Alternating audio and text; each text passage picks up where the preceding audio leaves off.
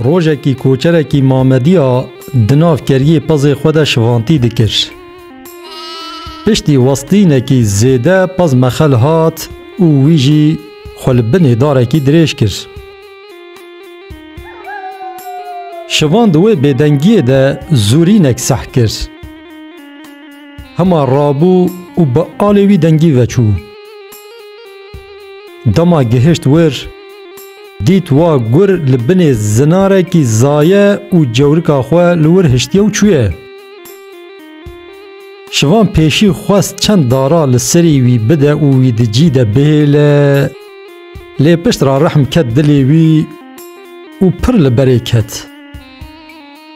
جبرکو او جورکا گر نو جدایک بو دلی وی لسری شوطی. هما بریار دا کوی بینه بشیر پز خویی بکه. شوان او جورک جور هلدا و آنی دجیه کی اولاد خویی کر.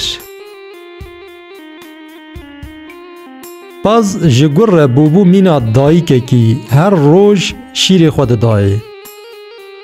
بسر وی روشه ده چند هفتی در باس بون جورک خورد بو و نب خیر و خوشی مزم بو.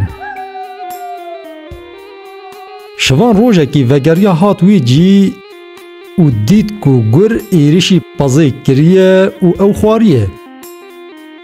شوان جبر کو جبر وزانه بو گر بی اصل پرخم گیر بو و جی که زبا شوطی او رسته هانگوتن.